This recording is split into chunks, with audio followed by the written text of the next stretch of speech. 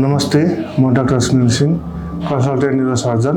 हाल म BNC medical कलेजमा कार्यरत छु। 52 वर्षको आमा 5 थरबाट राति 12-1 बजीतिर आउनुभएको थियो इमर्जेन्सीमा ब्रेन हेमरेज भएर हैन।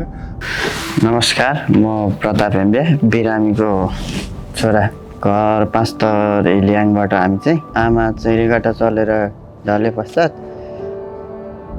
दुईटा दायाँपट्टिको हात र खुट्टामा पेरालाइजको समस्या देखा परेकाले ल्याउँदै रातको 12-1 बजीले पुर्यायौँ। त्यसपछि डाक्टर सुनिल सिंहले सिटी स्क्यान गरेर हेर्नुभयो।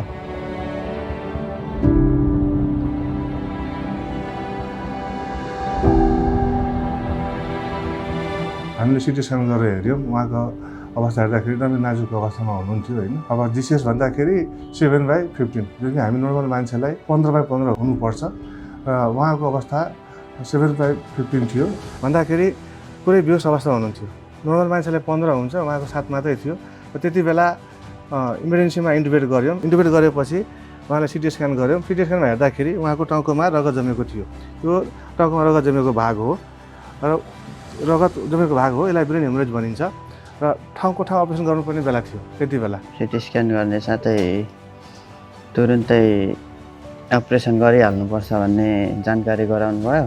त्यसपश्चात हामीले त्यहीलाई राम्रो मानेर राम्रो गर्नुहुन्छ भन्ने आशामा अपरेसन पनि गऱ्यौँ, सक्सेस भयो। र हामीले उहाँको भिसरलाई काउन्सिलिङ गऱ्यौँ। उहाँको छोरा हुनुहुन्थ्यो र अरू मान्छे हुनुहुन्थ्यो त्यति बेला, र उहाँहरू तयार हुनु अपरेसन गर्नलाई। रातको करिब 2 बजीतिर अपरेसन गऱ्यौँ। र अपरेसन पश्चात हामी आइसियुमा सार्यौँ र त्यसमा हाम्रो टिम वर्कको इफोर्ट चाहिन्छ। हामीलाई अपरेसनको टिम, एनेस्थेसियाको टिम, आइसियुको टिम, हाम्रो सबै सपोर्ट स्टाफको उत्तिकै रोल हुन्छ।